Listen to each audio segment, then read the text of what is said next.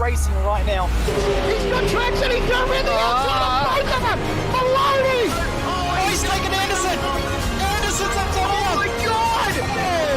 Big crash! Oh my goodness, half the field's gonna get rolled! Second very close. These guys are going to want to make their way through the field very quickly. Oh, here we go! Oh no! That's massive! This is it! This is over! I can't believe this! Oh my god! God, what?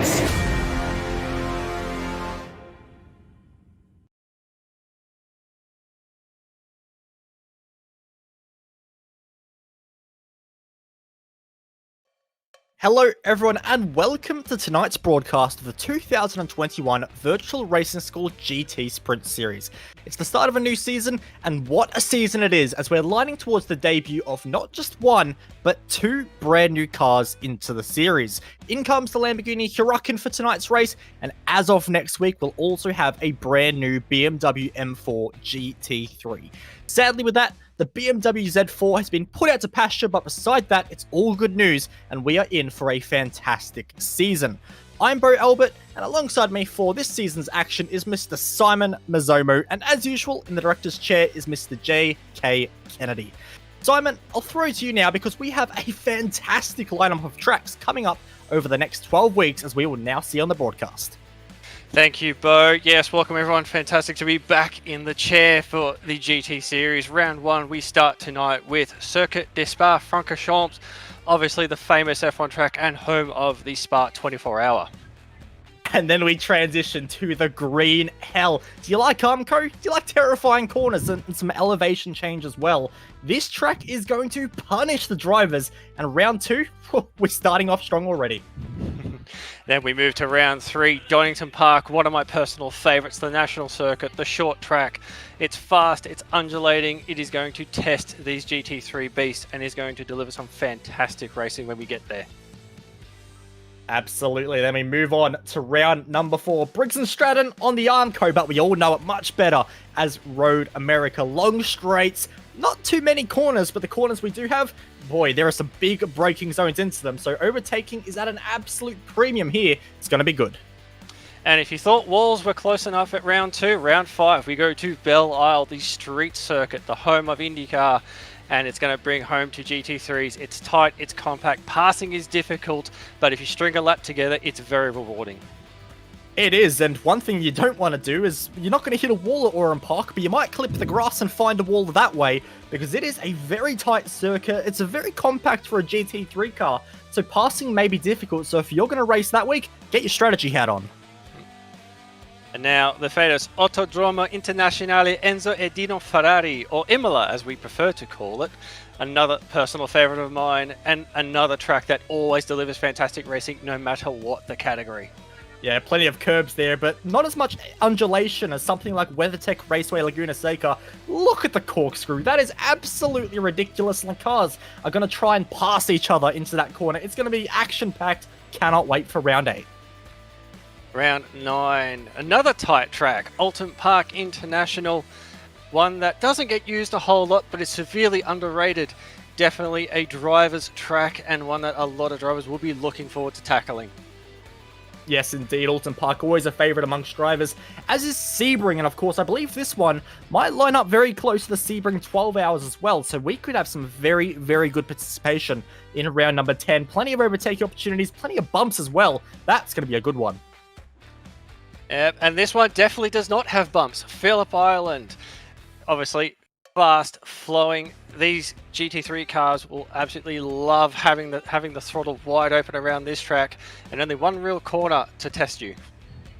Yep, indeed, and there's a lot more than one corner to test you at Suzuka. In fact, the opening 7 or so corners, the S's, absolutely tricky. You get the first corner wrong and you are in a world of pain for the remaining 6 or 7 corners, just for the opening sector of the lap.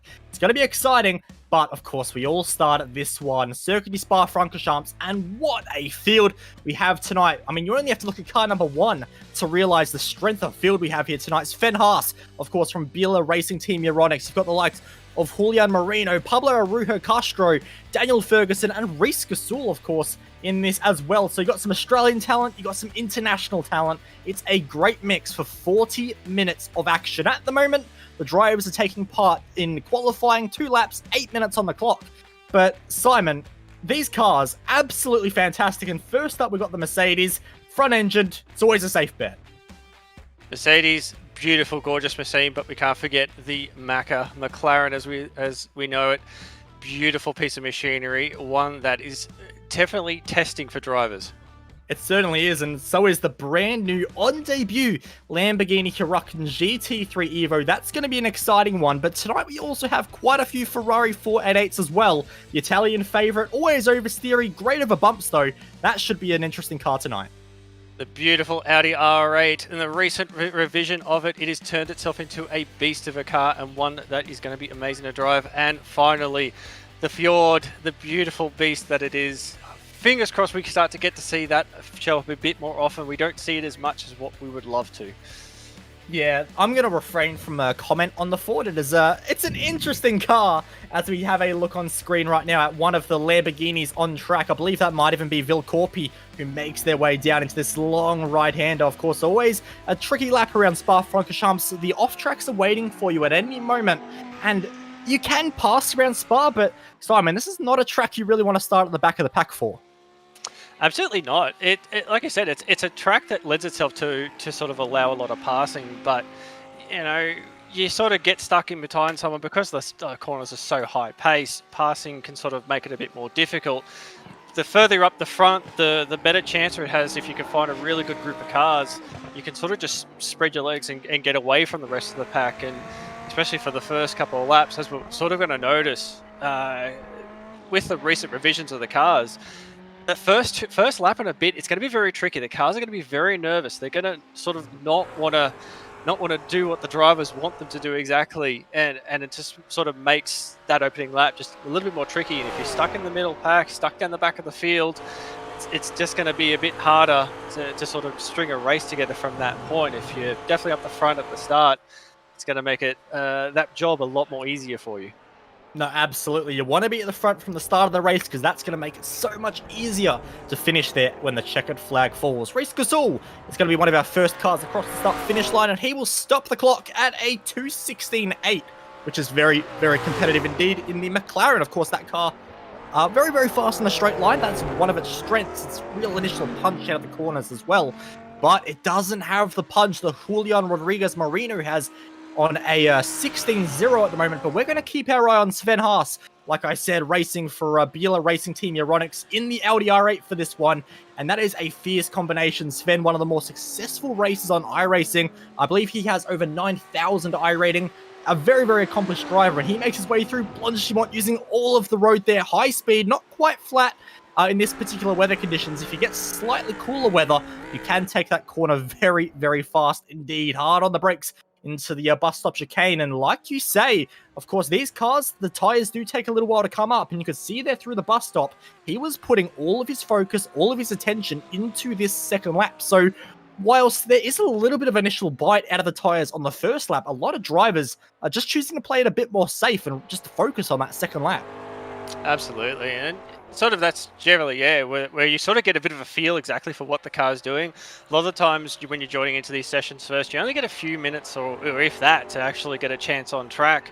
So you can't really get an idea of how the car's going to react. So that first sort of 2 laps where you're getting the tires up to temp, you're getting an idea of what the track's like, how much grip are you going to have available to you when you actually go for that flyer.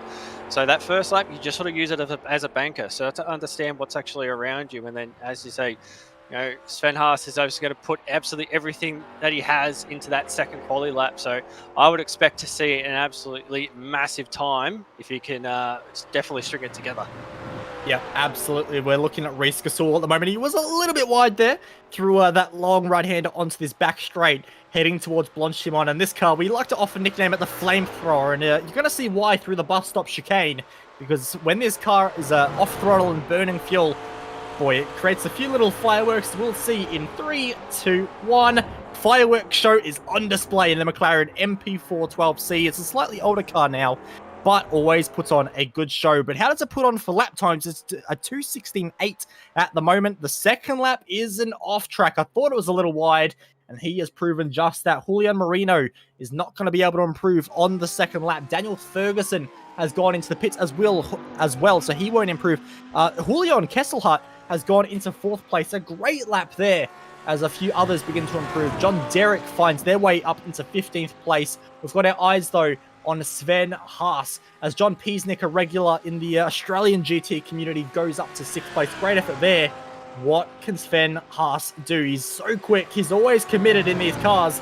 And is he able to put it on pole in a strength of field of 4.9k? It's a big start to the season. And is it a big effort from Sven Haas right off the get-go? The Audi's always gone well around Spa. Is he able to hook it up? And is he able to maybe get into the 15s? No, he cannot.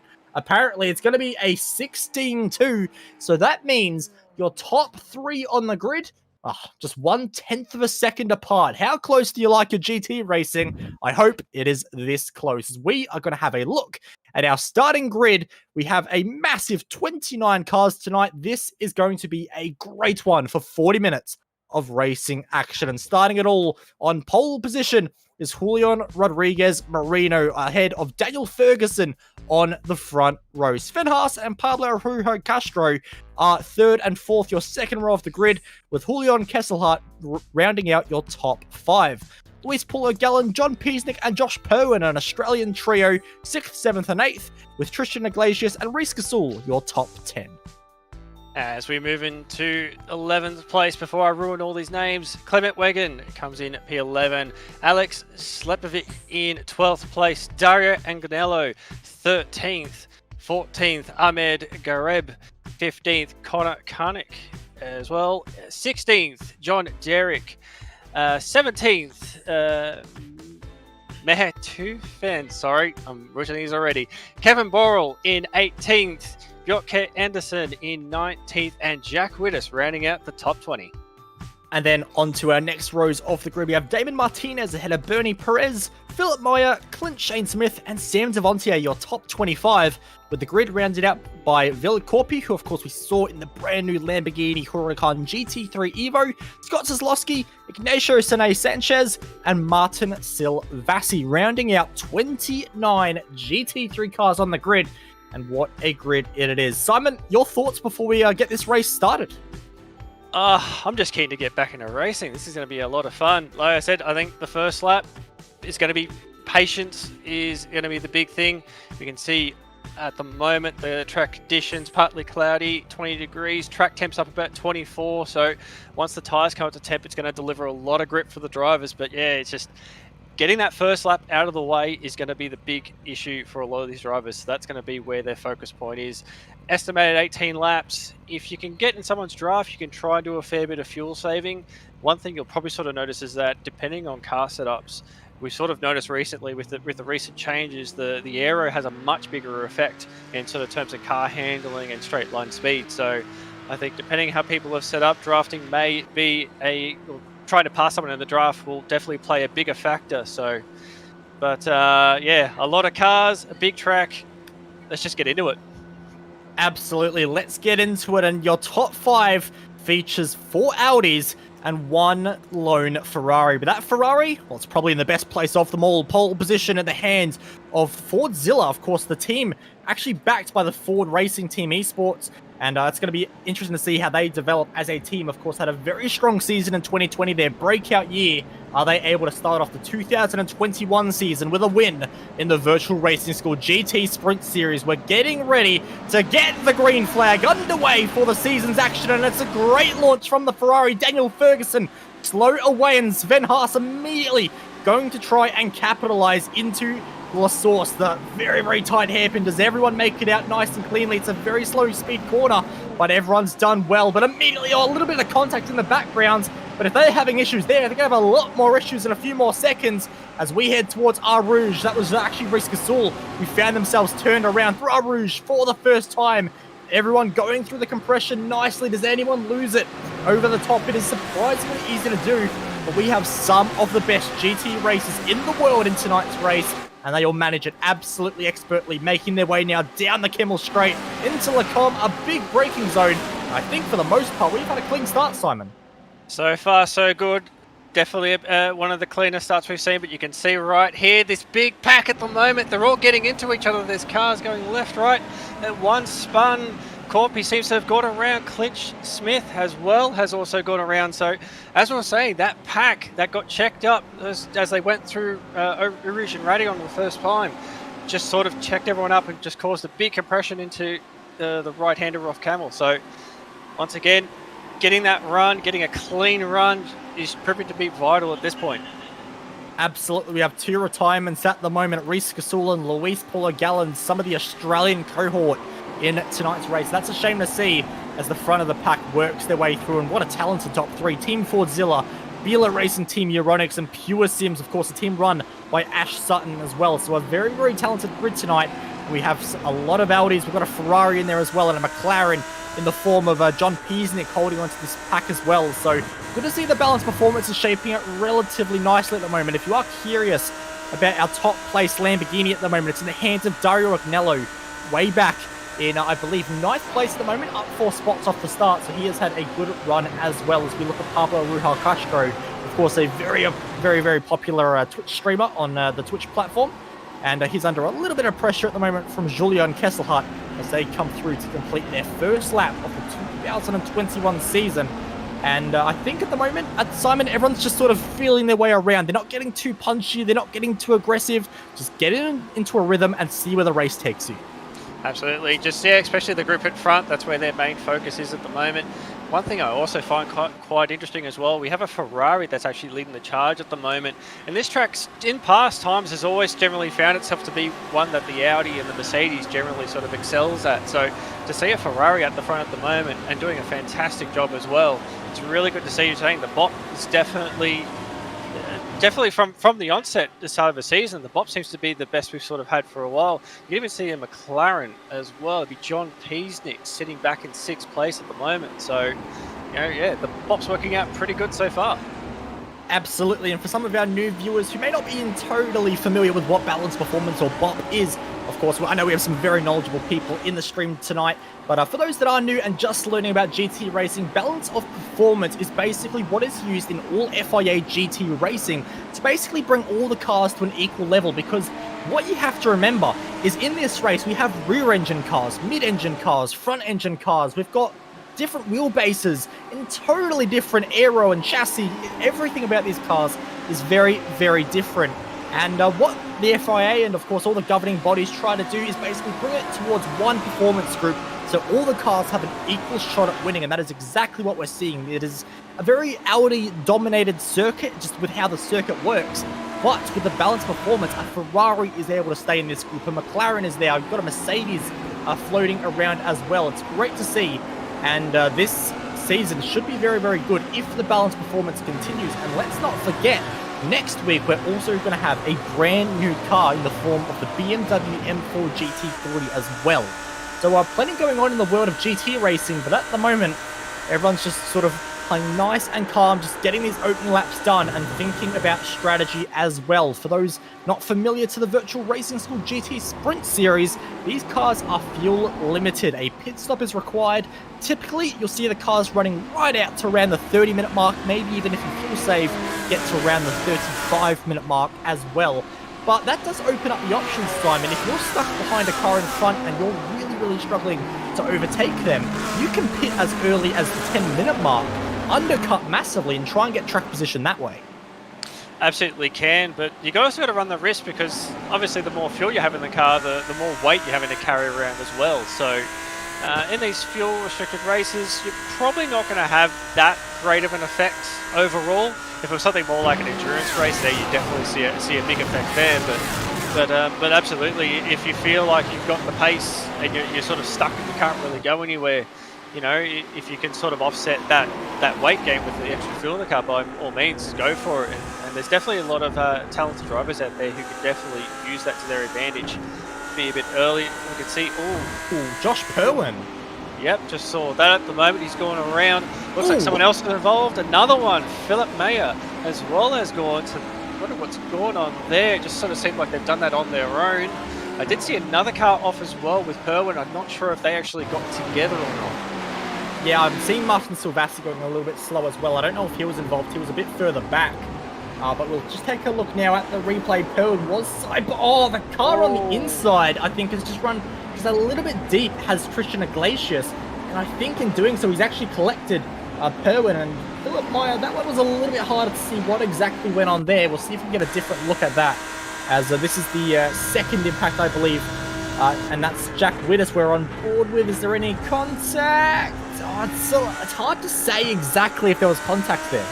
Yeah, you really can't see that. It's just, I don't think there was anything there, to be quite honest. It did look close. Sometimes you can lose the rear sort of halfway through the corner. You tend to sort of, I guess, trail brake the car a fair bit, and if you come in with a little bit too much pace, try to rotate a little bit too hard, it does want to go on you. So maybe saw a car on the inside, maybe wasn't really expecting it to be there, and it just sort of made a slight little mistake. But yeah, that little contact with Josh Perwin, he's not going to be too happy with that one, to be quite honest. So, but yeah, it doesn't look like there's too much damage on the car, so if he gets his head down, he might be able to still pull a result out. Like I said, there's still plenty of battling going on through the field. Being such a long track, and 40 minutes may not seem like such a long time, but you never know. You can always seem to pull a result out if you can sort of make the strategy work. Now would probably be that time to do that early stop. You know, if you're already disadvantaged by the contact, get in, make an early stop, and then just try and push as hard as you can towards the end of the race. You can get a bit of clear air and yeah, try and make some pace up that way. Absolutely, and we'll see if anyone does select to go for that. We're on board now with Mr. Sven Haas, as he could not get any closer to the Ferrari in front, and he is sick of being close. He would much rather be in front. Change of lead on lap number 4 in the form of Sven Haas ahead of Julian Marino now, who was our early race leader and pole sitter. He now slides back into second place. This top 3, though, all running very similar pace, so let's not get too excited. It is a long race, plenty of lead changes, plenty of things to happen, as Lacombe is claiming victims tonight. Connor Karnick in the GT3 Huracan has found himself running into a little bit of grief there as well, and I did see a second car off there as well. Motum Simulation replay up on screen, and I'm hearing from the director this could be a bit of a big one here, so we can already see plenty of defense heading down the Kemmel straight. You can see a McLaren going for a big lunge. That was a step too far in not just one impact, but 2 as well. So not ideal there for the Huracan to get flipped around like that, but that was a bit of a big dive. We might have to have a look on board with the McLaren into that particular corner to see just how opportunistic that lunge was. I'm going to have to say, I think that's a little bit too far back. Of course, there was a little bit of phantom contact, so to say, but overall, I do think the McLaren there was going for a gap that was always going to close. Yeah, I think he licked the stamp for the wrong postcode in that one. That is, yeah, as you say, I don't think he was ever going to make the corner or ever make that corner without making contact at least. So, yeah, just one of those moves is sort of, you think you could sort of get there, you get that little bit confident, you think, oh, I'm confident I could go deep enough on the brakes and get there, but one of those situations where as soon as you get to the corner, you realise, okay, maybe this is not the smartest idea I could have done right now. So, no doubt, I think he would probably realise he made a big mistake there and maybe try and rectify it for the next one. We can see it. There's also a bit more contact. Sam Deventia as well, caught up in something at the bus stop. Couldn't quite catch what happened there, but there definitely was a bit of contact. You see a bit of damage on the rear of the car at the moment. He's going very slow at the moment down the front straight. Yeah, he is. That might just be a slowdown penalty. He's accelerating as you would expect out of the La Source hairpin. So let's just take a look and see what has happened to poor Sam Devontier. You can see there he was getting attacked from behind, and you can just see a little bit of contact there with one of the Lamborghinis, I think that was behind. It could have even been Scott Kozlowski.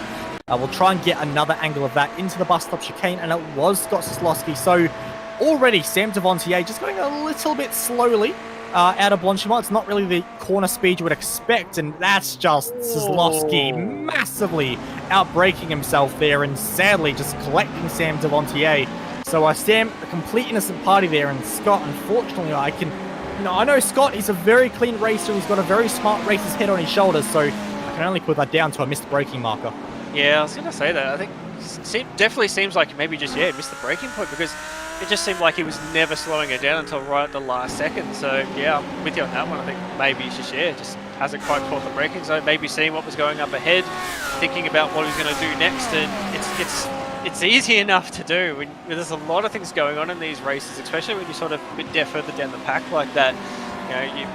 haven't really got someone there spotting you to sort of give you pitch strategies and everything else. So you're kind of thinking on your feet, okay, what can I do to get myself out of the situation? And then, yeah, all of a sudden, oh, there's my braking marker about 10 feet back that way. I might have to rectify that one.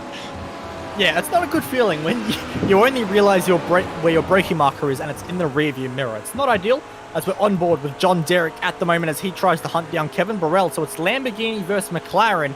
And it's our first time really seeing a Lamborghini in a proper battle on broadcast here. So we'll see how it fares, as McLaren definitely carrying some nice corner speed through Blanchimont. A little bit of a track limit abuse, but it's Spa. We always see it, just a little bit of that. But this Lamborghini, I don't know if you've had a chance to drive it yet, Simon, but I've got to say it has a very, very strong resemblance to that of the Audi R8. Of course, the two cars sharing a very similar chassis. But the Lamborghini, if you've driven the Audi R8, you've basically driven the Lamborghini. They are very, very similar to one another. And considering I've been spending a heap of time in the Audi because I've recently fell in love with the thing again with the recent season patch. So, as you say, they're pretty much the exact same car underneath, just very different aero kit on it.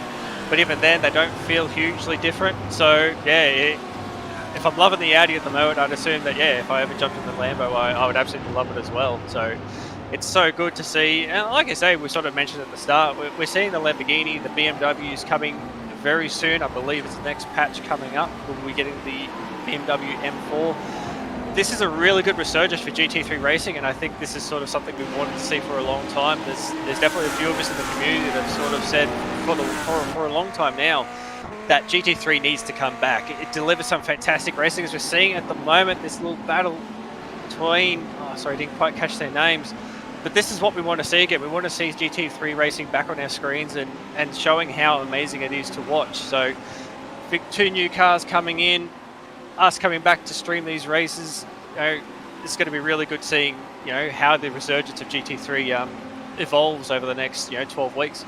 And it's a good point now to mention that we have to give a big thank you to Virtual Racing School, who have always been big supporters of GT3 racing. Of course, back in 2018, they took over naming rights for the VRS GT World Championship, which was held in GT3 cars. They've been a long-time supporter. They've got plenty of data packs and tutorials on their website to help you become a better GT3 driver. If you are interested in joining this series, VRS is a great place to start, and a massive thank you to them for coming on board for this 2021 Season 1 Championship. It is going to be a great, great year ahead. We're on board with Bernie Perez in the Audi R8, though, heading towards Blanchimont, and he is hunting down John Derrick, who we saw in that battle just a little while ago, which also included Kevin Burrell in the very interestingly coloured Lamborghini Huracan.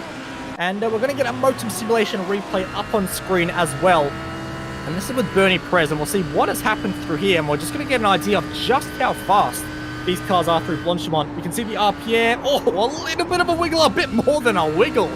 Beautiful car control from Bernie Perez. Holds on to it through Blanchimont, and it will live to fight on another day. But in recent times, if the Audi did that to you, you were in a world of pain. So great car control there.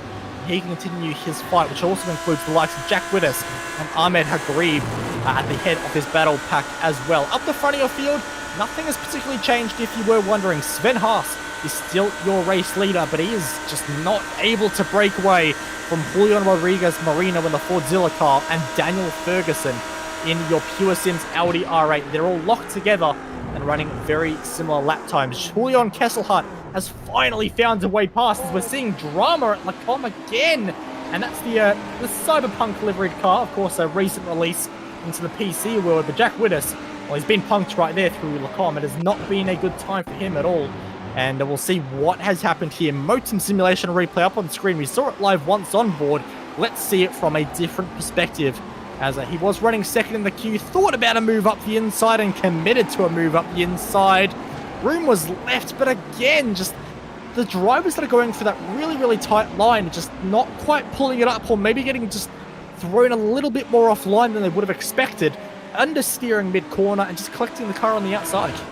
Yeah, that looks like what he's done. He's just sort of come off the inside curb and sort of accidentally just got into Ahmed there. Like I said, not. It's one of those tricky ones. If you use too much of that curb, it sometimes will just do exactly that. It will sort of put you sideways a bit. So, yeah, just unfortunate there. Obviously, didn't mean to do any of that. It just, yeah, grabbed a bit too much curb and off it went. So doesn't look like he's done too much damage. He did get a little bit of a tap from pretty sure it was, here we go, Clement from behind. There was a little bit of a touch there, but I don't think it centered him into the wall too hard. So he should be okay, shouldn't be too much damage. So hopefully back on track at the moment. Fingers crossed he can try and get a good result back from that one. A couple of drivers in the background there dove into the pits, and I'm not too surprised because this little battle pack continues to rage on. Clement Wengen and of course the other drivers in Kevin Burrell and Ahmed Garib still fighting out. Plenty of passing going on into the bus stop chicane, which is great to see. Hard braking zone, slow speed, a great opportunity, and the drivers in this battle pack are really using it at the moment as we go on board in the Huracan GT3 Evo through Radion and Rouge. Is there a lift? I'm not seeing the RPMs dropping there. I think that is flat in the Lamborghini Huracan.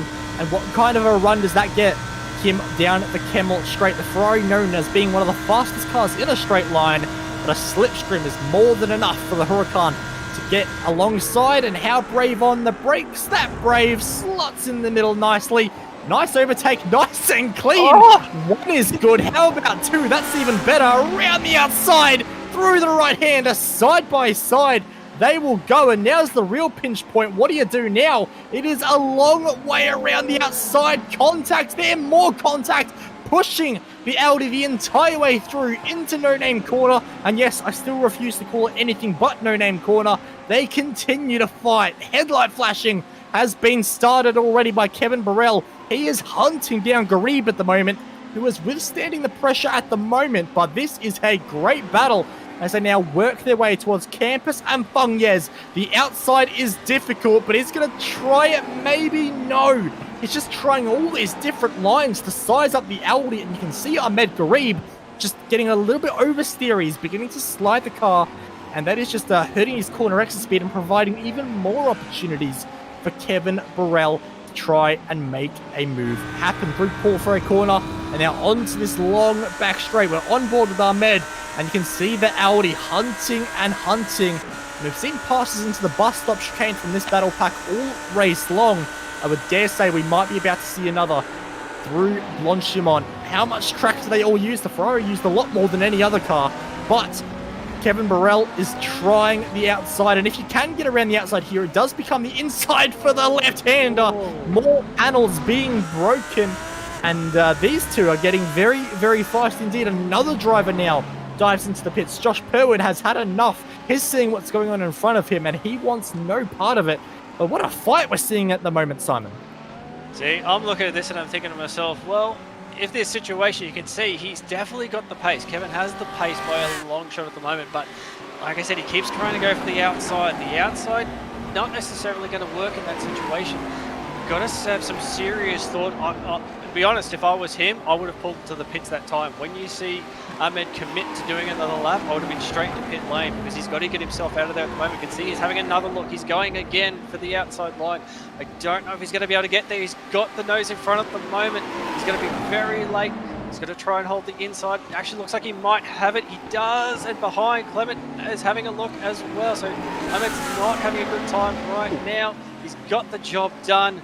But he's just going to put... Oh, we've got another car off the front. Yeah. Well, that was fifth place Pablo Castro. So Pablo, of course, the popular Twitch streamer, sadly has had a bit of a twitch too many through a corner, I've got a feeling. We're having a look now. Of course, he was running fifth place at the time. Lacombe has tripped over a lot of cars in this race already.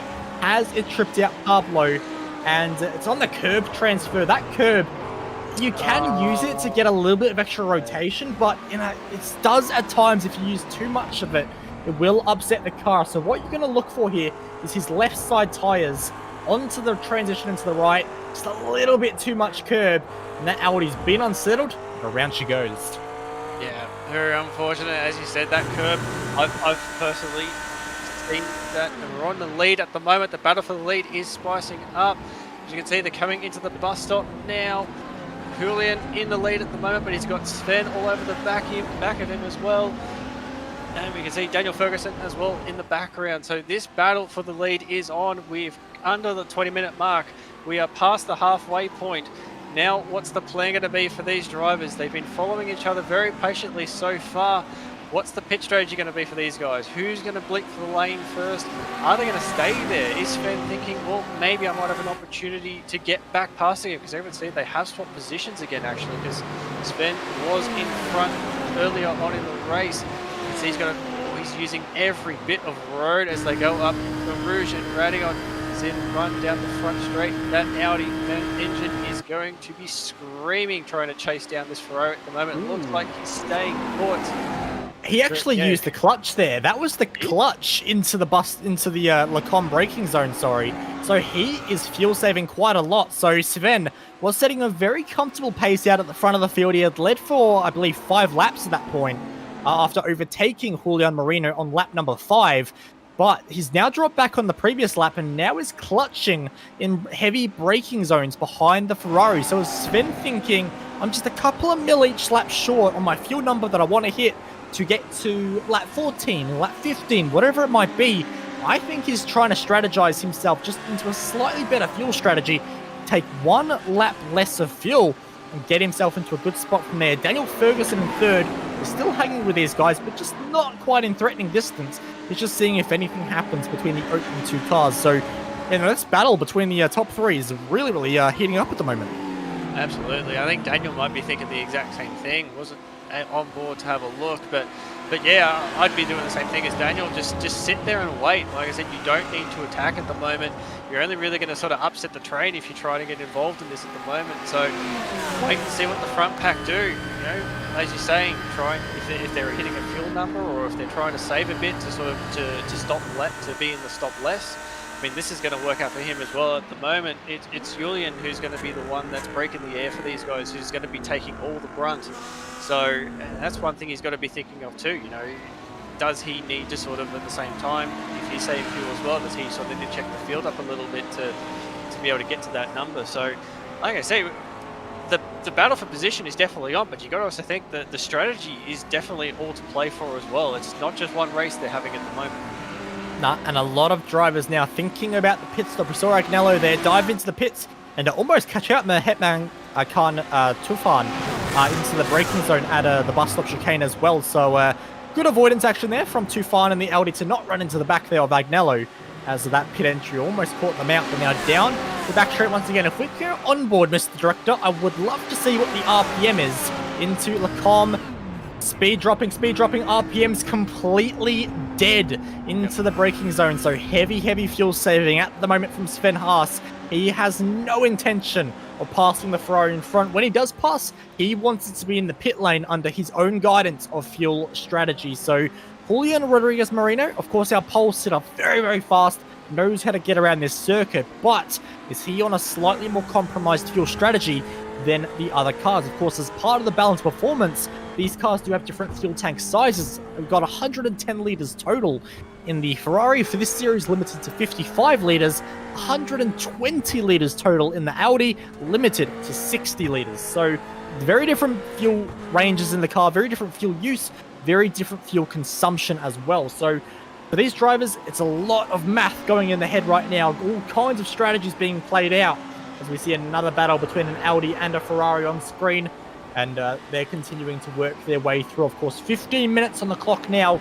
We're looking at roughly 7 laps to go. So even for your race leaders, you would expect to see some pit stops happening very soon as Connor Karnick finds a way past the slightly struggling Scott Soslovsky in the Trick Esports Ferrari there. Back up to your race leaders, and Marino continues to lead. You can see a little bit risky on the grass on turn, and there is Sven Haas as he dips 2 wheels on the right-hand side. But again, just a big lift and coast from Sven Haas, using as little fuel as possible. Does any of the 3 decide to do it? No, it's not worth it. Because as you sort of alluded to a little bit earlier, Simon, it's not worth upsetting the train. Just stay in the slipstream, keep running your lines, and see what happens as we get a modem simulation replay up on screen. You can see Sam Deventia. I saw this just happen before in No Name. Just lost the rear of the car. Not sure if he's done it on his own or if he was given a little bit of assistance. It's very easy to do on the outside curb. Oh, very similar to what we saw earlier with the Audi. Oh, he's kept it off the wall. Fantastic job not to sort of make contact there. But same thing as we saw earlier, using a bit of the outside curb to very effective in helping it to rotate that corner. Obviously that corner sort of turns down on itself, so you want to be able to rotate the car in the mid-corner as much as possible. That curb definitely does help. But as you saw, if you use a little bit too much, or if it's a little bit unsettled when it goes on that curb, it will spit you around sideways. Some very different fuel-saving approaches there between second and third place. Sven Haas, of course, electing to clutch his way into braking zones. Daniel Ferguson were on board with there, just deciding to lift off and not use the clutches all, as Damon Martinez finds a position there on Mahetman Tufan there in 7th place at the moment, as Martin Silvassi also dives into the pits. This could be a bit of a close pit exit with Bernie Perez, and they're going to go not side by side, surely. I think Perez may have a slight pace advantage. Guys, someone lift out, please. So thank you, Martin. I appreciate that.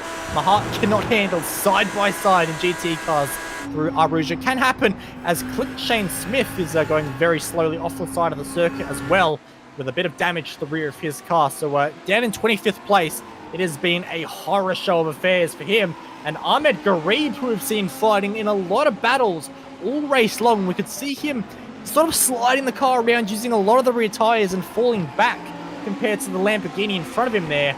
And then I think eventually the rear tyres said enough is enough. He actually unsettled the car on the inside curve there. He took a little bit too much, and the Audi just had no part of it at all. It didn't want to comply, and it decided to loop him around at No Name Corner. Back up to your race leaders, Daniel Ferguson, Sven Haas, and Julian Marino. And now first of the pit stops of the leaders take place. Sven Haas dives on in. That's very committed on the brakes there. He actually had to dip below the speed limit there. I think he sped on entry and then tried to rectify that just a little bit after the line as Tufan dives into the pit lane, as does Damon Martinez as well. So a lot of drivers now beginning to pit, and I do wonder if all the drivers now have to pit on the next lap just because of fuel mileage, and if Sven Haas has used that just to go for a 1-lap undercut. Julian Marino now still leads the race ahead of Daniel Ferguson. Where does Sven Haas come out? Does he have clean air or not? The answer is he does, and I tell you what, if it wasn't for Garib on that previous lap spinning, I think Sven Haas could have had traffic here. Definitely would have, but yeah, I think we'll have to wait and see. It depends how long the two in front of him decide. We've got Kevin and Pablo. Whether they decide to go to the lane, because I reckon he'll catch up to them by the end of this lap. So he's going to be sitting there hoping, look, boys, you're going to be running low on fuel. Make this easy for me. Don't get in the way. So will they make a run for the lane? You can see that lap time, 39-second stop, 33.5 second travel time. So Sven was one of the fastest, actually. I would dare say he has been the fastest so far. Definitely, yes. Of the stoppers so far, he has been the fastest. So not only is he quick on track, he's quick in the pit. So this is going to be good for him. Has that fuel saving? We spoke about it a bit. Has he been clutching and saving that bit of fuel? Has that been enough to give him the leapfrog? So we're going to have to keep a close eye on Julian. He is having a very hard time on through the long right-hander and almost put it in the wall at No Name Corner. Sven Haas is not having a good outlap at all. It's been quite a bad outlap in all honesty.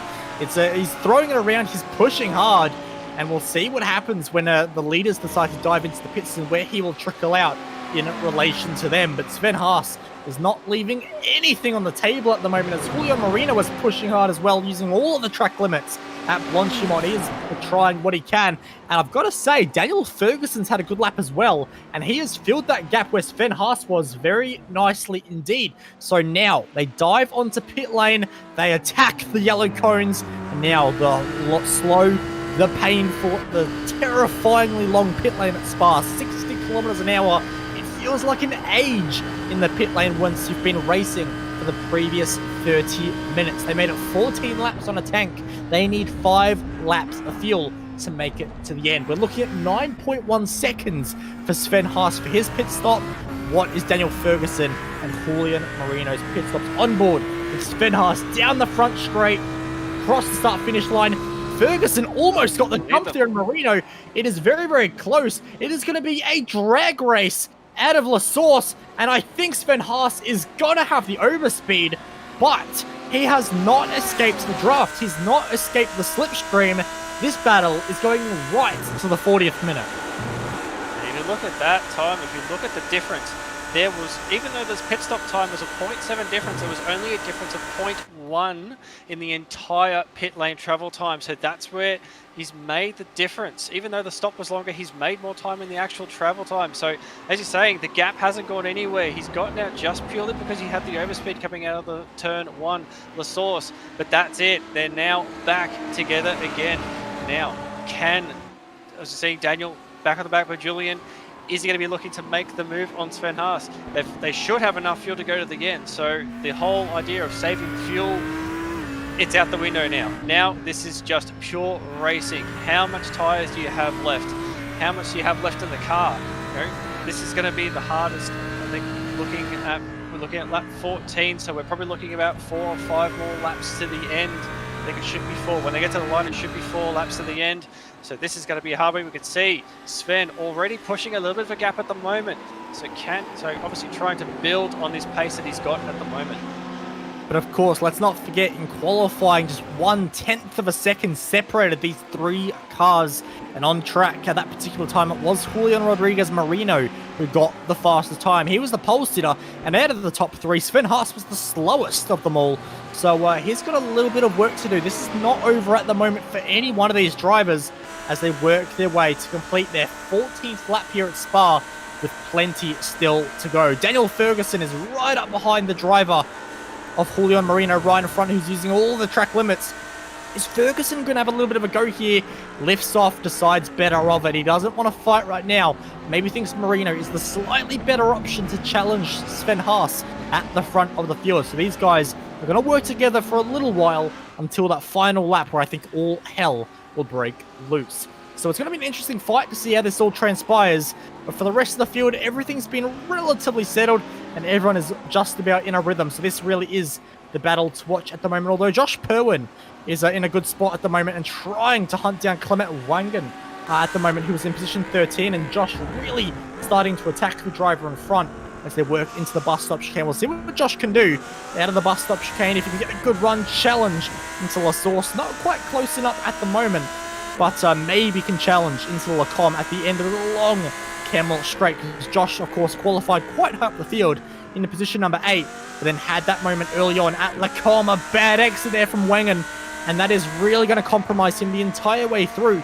But the downside for Josh is you don't want to be too close at the bottom of the hill, because then you're going to compromise your run through Ar Rouge, and at the end of Ar Rouge, at the top of the hill, as you can see, you're not going to have the run that you would have liked. So actually, at the top of the hill, despite a much worse corner exit at turn number 1, Wengen has actually ended up with a much better run, and I think he may just about be safe from an attack from Josh Perwin, unless he is very brave on the brakes. And Josh, of course, loves to attack on the brakes, but even he can't make that kind of margin happen into the Lacombe section of the track. So that fight will have to wait yet another day, as that little margin that Sven Haas had at the end of that previous lap, where of course he had slightly warmer tyres from having that outlap a lap earlier than the likes of Marino and Ferguson. That advantage is now gone. In fact, he's really struggling. That was a big wiggle there through the right-hander, and Marino is going to have the run all the way down through Blanchimont now, and could maybe, just maybe, attack into the bus stop chicane. You can see he's actually kind of avoiding the draft here. He doesn't want to be in the draft right now. He's lifting off the throttle to try and build the run out of Blanchimont instead, but I think he's lifted off a little bit too much and has now hurt himself in comparison to Sven Haas to make a move up the inside.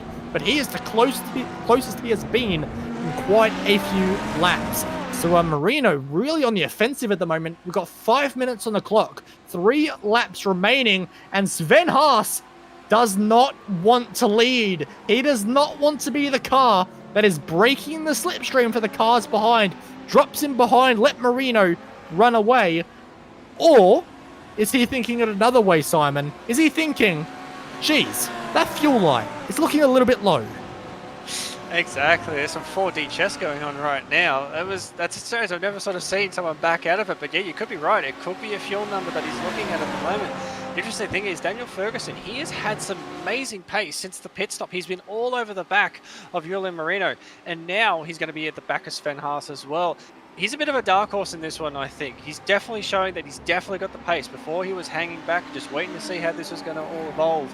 But now I think he may be looking to have an opportunity to actually have a go for the win here.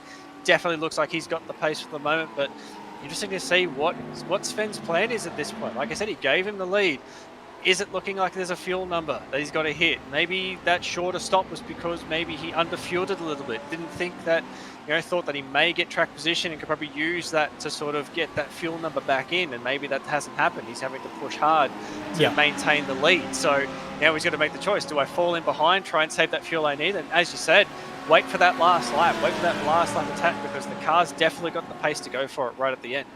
Fuel is the issue. Fuel is the issue. I watched him going into Ravage, and he was on the clutch once again. So there is a number that Sven Haas is trying right now. He's not fuel saving into there, but I did see earlier in the lap he was clutching in. So Sven Haas just not quite comfortable with the fuel number he has. Sits behind, get the slipstream. Of course, less air pressure on the front of the car.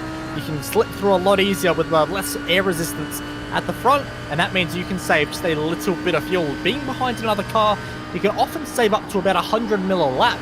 At a circuit like Spa with the long straights and the lap length over 7 kilometers, you can often find yourself, saving a little bit over 200 mil of fuel. So for Sven Haas, of course, while it isn't ideal to be saving fuel this late in a race, it's not all bad news being in second place right now, because he can save quite a lot around this circuit. Spa is not limited in its opportunities to a fuel save as he gets very, very close to the back of Marino through turn number 1. On the exit, we've got 2 laps to go. If this was NASCAR, this would be the white flag to the white flag lap. And as they fight their way now towards Radion and Arouge for the penultimate time, this is going to be interesting. Does Sven now think he has enough fuel? Is he thinking, okay, I think I can make it home on fumes, let's go from here? Or does he wait to the very last lap? Just look at the body language of the car. I've got a feeling that it is go time already. But where does he go? The inside is opened up to him for some reason by Marino up the inside. Contact between the two. Door mirror to door mirror contact. The long way up the inside. More contact. Sven Haas lucky not to spin. Almost collects Ferguson, who now has a look up the inside of Marino, who overshoots. Ferguson trying to do a Bradbury at the moment. He was in third for so long. He's going to take the lead on the penultimate lap of the race around the outside. A stunning overtake there. He has done it. He qualified. So close. It was 0.04 of a second off pole position. He has the pace. Can he run with it? The first question I could ask myself is, why did Julian leave that door open? He knew that Sven was looking. He knew Sven wanted to get past, but he left that door wide open and invited that to happen. So curious as what happened there, but it's just unfortunate there was just that little tiny bit of contact. It was not much. You wouldn't even notice it in the car, but it was just enough to unsettle both of them. And Ferguson just beautifully just waited and waited and picked that moment, got that pass done around the outside beautifully well. But now he's in the bad spot because he's going to be the leader on the last lap. They're going to be using his draft, so he is going to be the one that they attack for the last lap. Julian's probably got the pace. I don't know what's going to happen with Sven Haas at this point. He has dropped off a little bit. He's going to have to really use all the racetrack as he goes through. Francorchamps using every inch of the racetrack. He's still going to be in this, but look at the late dive on the brakes into the bus stop.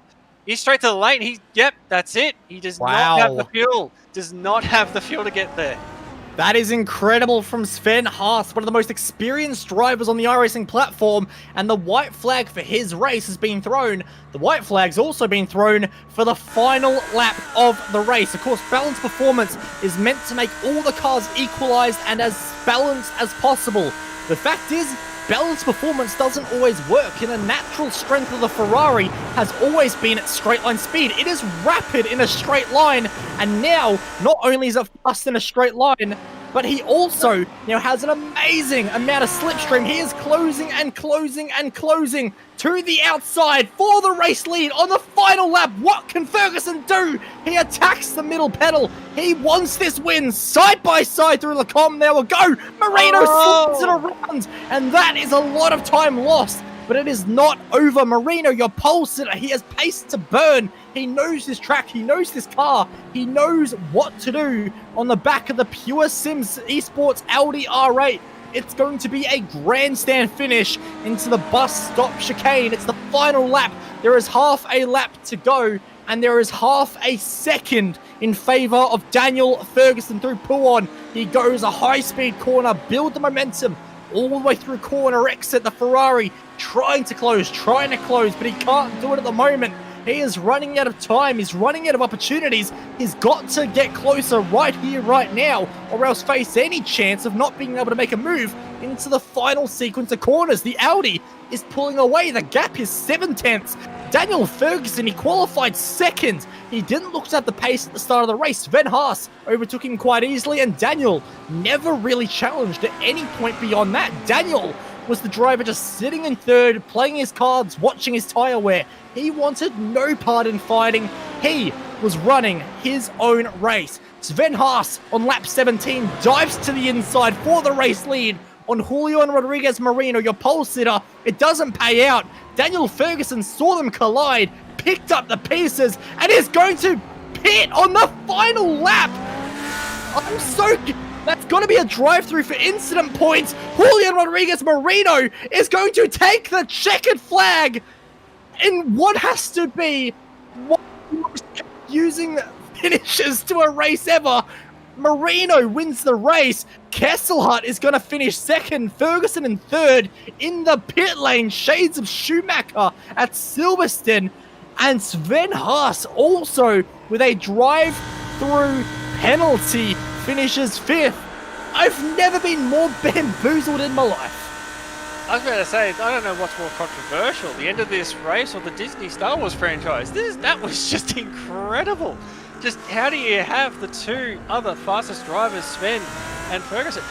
Fantastic job. He got that done and he held that lead beautifully. Like I said, he was just pulling away, but how did that, what happened there? That was just incredible.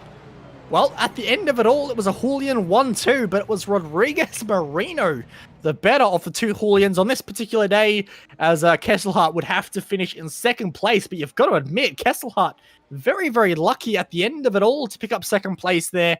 And what circumstances there was.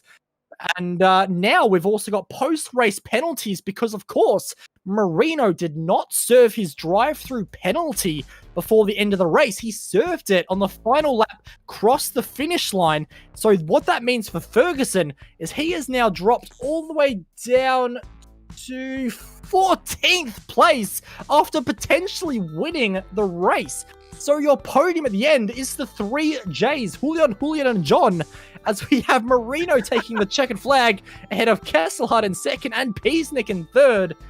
This has to be one of the craziest finishes to a race I think I have ever broadcasted since I have been commentating in 2015. Sven Haas will end up in fourth place after legitimately taking his drive-through penalty, and Damon Martinez in fifth place at the end of it all.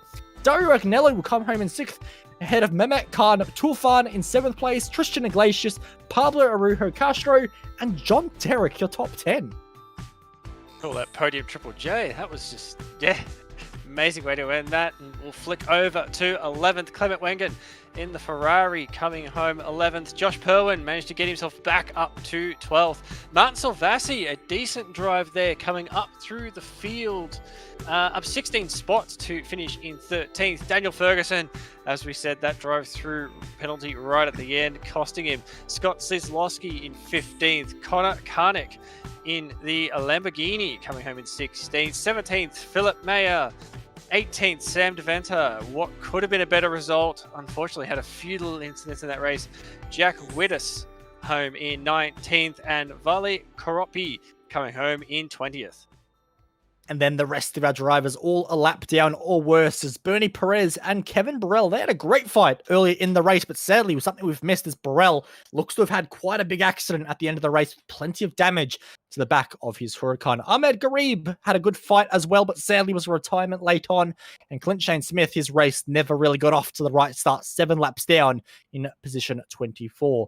Axel Zipchek down in 25th place, 9 laps down, ahead of Ignacio Sineo Sanchez, Bjorn Anderson, Reese Gasul, and Luis Paulo Gallon, the teammates, sadly not even making it to the end of the very first lap.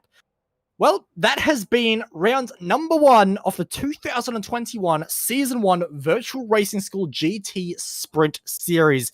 On behalf of Simon Mazzomo and JK Kennedy, thank you all so much for watching. A big thank you to our partners at Virtual Racing School. And next time out, we're going to the Green Hell at the Nürburgring Nordschleife for 176 corners, over 28 kilometers to transpire over every single lap. It is going to be a fantastic battle, and we cannot wait to see you next time.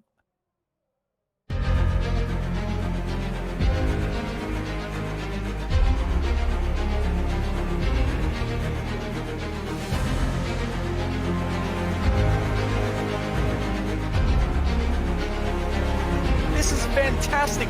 This is GT racing right now. He's got traction. He's going in the outside. Both of them. Maloney. Oh, he's taking Anderson. Anderson's up to Oh my God! Big crash! Oh my goodness! Half the field's gonna get rolled. Second very close. These guys I want to make their way through the field very quickly. Oh, there we go. Oh no! That's massive. This is it. This is over. I can't believe this. Oh my God! God!